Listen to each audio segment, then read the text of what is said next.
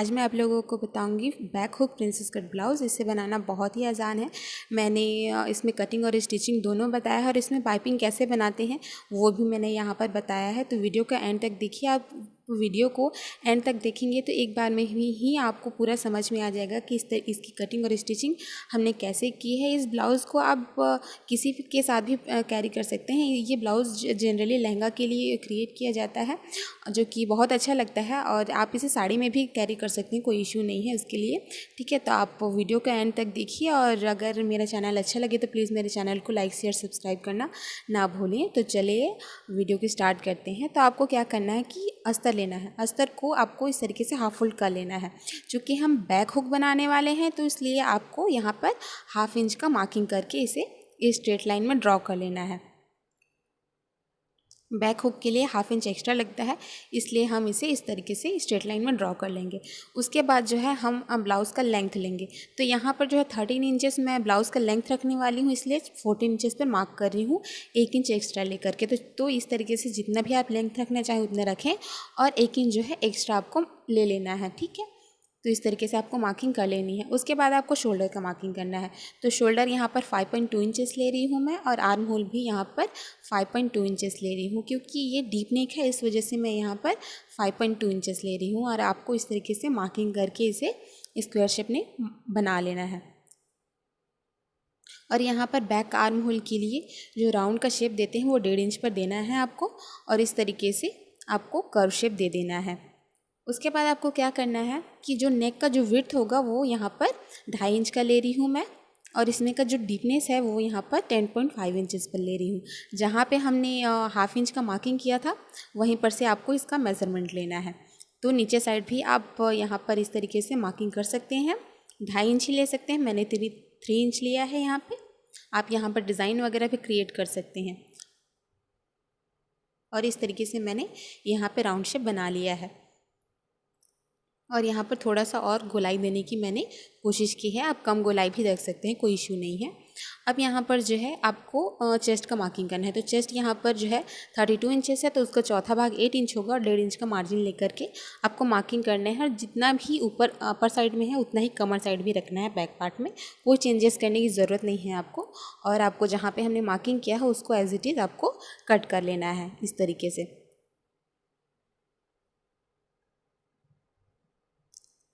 अब आपको क्या करना है, फ्रंट पार्ट के लिए मार्किंग करना है। तो आपको बैक पार्ट में जो हमने हुक के लिए जो मार्किंग करा था उसको आपको इस तरीके से हाफ फोल्ड में कर लेना है। उसके बाद जो है फोल्डेड साइड में आपको इस तरीके से रखना है।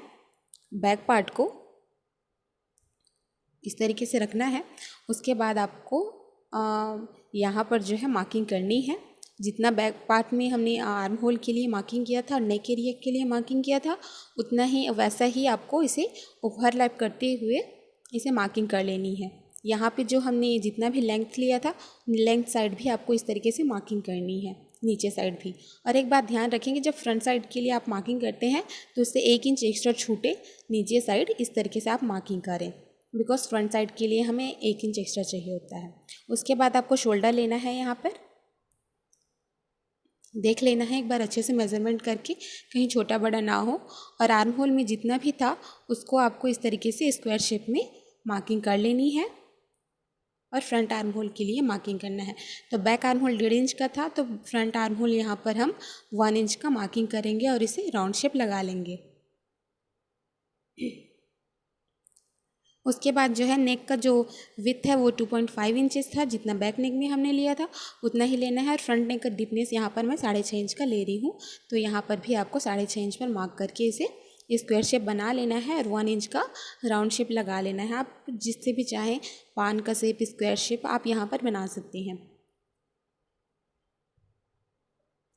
तो इस तरीके से आपको मार्किंग कर लेनी है। और यहाँ पर देखिए फ्रंट पार्ट का जो लेंथ है वो बैक पार्ट से 1 इंच एक्स्ट्रा है, क्योंकि बैक पार्ट जो है 14 इंचेस था तो फ्रंट पार्ट हम यहाँ पर 1 इंच एक्स्ट्रा लेकर के 15 इंच में मार्क करेंगे। अब यहाँ पर बस्ट पॉइंट 10 इंचेस का ले रही हूँ मैं। और यहाँ पर फ्रंट साइड जो है चेस्ट का 10वां भाग लेना होता है तो 3.2 इंचेस चेस्ट का 10वां भाग लेंगे हम और 1/2 इंच और लेंगे, क्योंकि साइड में सिलाई के लिए चला जाता है, इसलिए हम 3.7 इंचेस पर यहाँ पर मार्किंग करेंगे। और नीचे साइड भी आपको 3.7 इंचेस पर मार्किंग करनी है।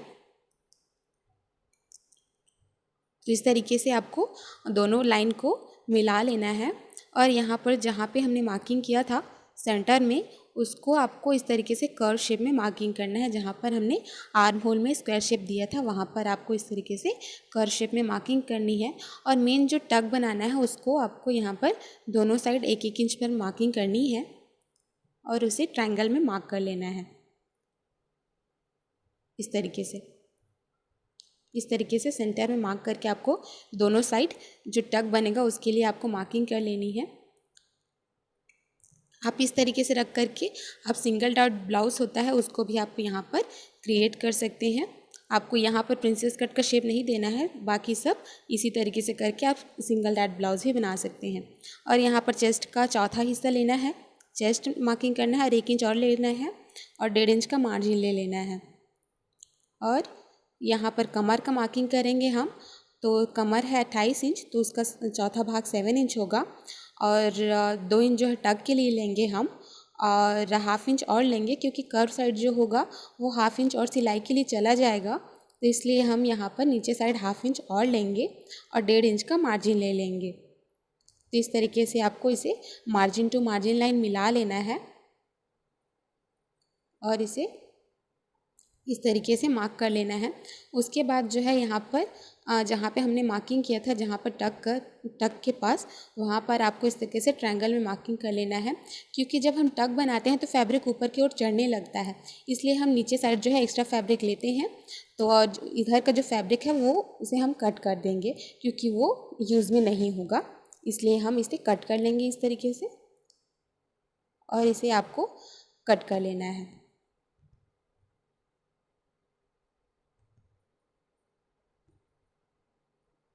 इस तरीके से।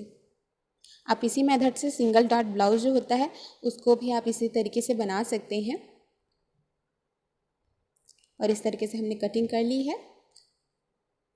अब मैं आपको स्लीव्स की कटिंग करके भी दिखाती हूँ। यहाँ पर आपको स्लीव्स लेना है, तो यहाँ पर हमने 4 फोल्ड करके स्लीव्स का जो मेन फैब्रिक था उसको हमने यहाँ पर ले लिया है और यहाँ पर इसमें का जो चौड़ाई है वो चेस्ट का चौथा हिस्सा मैंने यहाँ पे लिया है 8 इंचेस और इसमें टोटल 13 इंच लिया है यहाँ पे हमने, ठीक है। और यहाँ पे जो है 11.1 इंच जो है नीचे साइड सिलाई के लिए चला जाएगा, 1/2 इंच जो है अपर साइड सिलाई के लिए चला जाएगा, तो इसका लेंथ जो बचेगा वो 11.5 इंच पर बचेगा टोटल। तो स्लीव्स का जो लेंथ होगा यहाँ पर मैं 11.5 इंच का ले रही हूँ, ठीक है। और यहाँ पर जो है कर्व शेप जो है 3 इंच का लूँगी और 1.5 इंच का मार्जिन दे करके इस तरीके से कर्व शेप में मार्किंग कर देना है। और आपको यहाँ पर जो भी मोहरी है, आपकी बाह की जो गोलाई है उसको लेना है, तो 5 इंच यहाँ पर मैं ले रही हूँ और 1.5 इंच जो है मार्जिन के लिए लेना है आपको और इस तरीके से मार्किंग कर लेना है। और आपको इसे स्ट्रेट लाइन में ड्रॉ कर लेना है, उसके बाद आपको इसे कट कर लेना है। और फ्रंट आर्म होल के लिए यहाँ पर शेप लगा लेना है। उसके बाद आपको आउटर साइड जो है उसको कट करना है और यहाँ पर इस तरीके से, और सेंटर में आप यहाँ पर एक छोटा सा नोच लगा लें ताकि सेंटर पता चले आपको। और इसे दोनों फोल्डेड साइड को इस तरीके से ओपन अप कर लेना है और ओपन करने के बाद आपको इसे जहाँ पर हमने फ्रंट आर्म होल के लिए मार्किंग किया था उसको आपको कट कर लेना है इस तरीके से।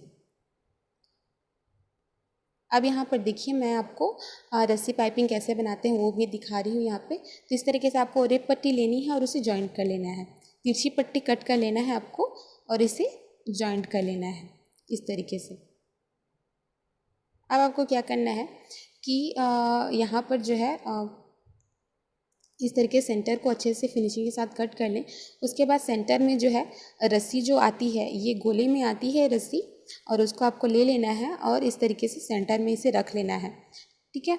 उसके बाद आपको क्या करना है कि आपको एक पेचकस जो होता है उसको लेना है और हल्का सा इसे टेढ़ा कर देना है सेंटर एरिया को, ताकि जो है धागा जो है उसके बीच में आ जाए। हल्का सा करना है, ज़्यादा करने की ज़रूरत नहीं है क्योंकि वो ठीक से फिनिशिंग के साथ बनेगा नहीं। तो इस तरीके से आपको हल्का सा टेढ़ा कर लेना है और उसके बाद उसको सिलाई करनी है। इससे क्या होगा कि फिटिंग के साथ जो है पाइपिंग जो है अच्छे से उसमें सेट हो जाएगा और फिनिशिंग के साथ जो है पाइपिंग यहाँ पर बनेगा। देखिए यहाँ पर इस तरीके से हमने पाइपिंग बना ली है और यहाँ पर मेन फैब्रिक और अस्तर दोनों को इस तरीके से एक दूसरे के ऊपर रख लिया है। उसके बीच में हमने जो पाइपिंग था उसको इस तरीके से रखा है और उसके बाद हम इसे स्टिच करेंगे। देखिए इस तरीके से।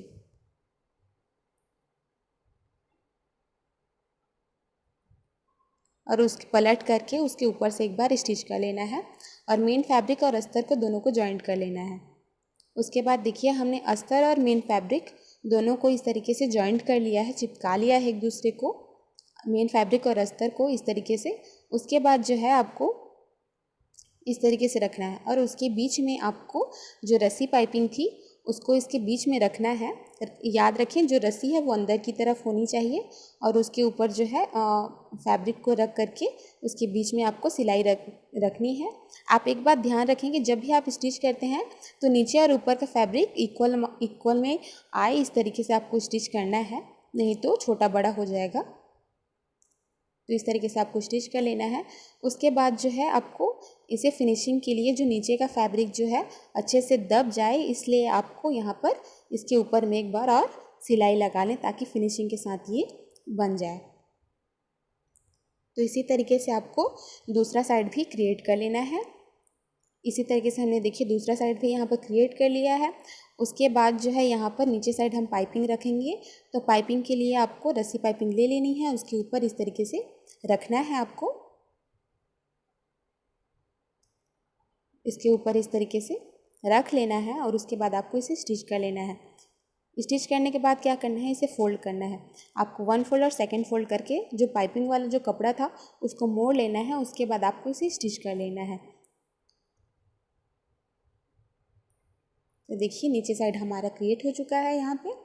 इसी तरीके से आपको भी कर लेना है। उसके बाद जो है बैक पार्ट और फ्रंट पार्ट दोनों का शोल्डर आपको यहाँ पर जॉइंट करना है इस तरीके से। इस तरीके से आपको दोनों का शोल्डर जॉइंट कर लेना है। उसके बाद जो है यहाँ पर पाइपिंग करना है आपको नेक एरिया में। तो इस तरीके से आपको पाइपिंग रस्सी पाइपिंग को रखना है नेक में और उसके बाद आपको स्टिच कर लेना है, जैसा कि हम यहाँ पर कर रहे हैं।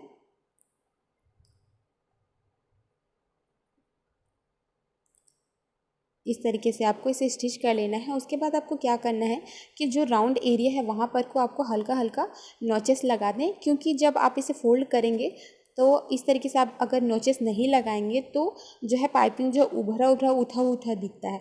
इस वजह से आप इसे छोटा छोटा नोचेस लगा लें और इसे पलट करके इस 1 फोल्ड और 2nd फोल्ड करके इसे स्टिच करें, जैसे कि आप वीडियो में देख रहे हैं। जैसे फोल्ड करते जाना है, उसके बाद स्टिच करते जाना है और ध्यान रखिए कि नीचे का फैब्रिक फ्रंट साइड में एक्स्ट्रा ना आए और अच्छे से इस तरीके से आपको पाइपिंग क्रिएट कर लेनी है, ठीक है। और यहाँ पर हमने स्लीव्स को अटैच कर लिया है नीचे साइड को मोड़ करके। हमने स्लीव्स में अस्तर नहीं डाला है।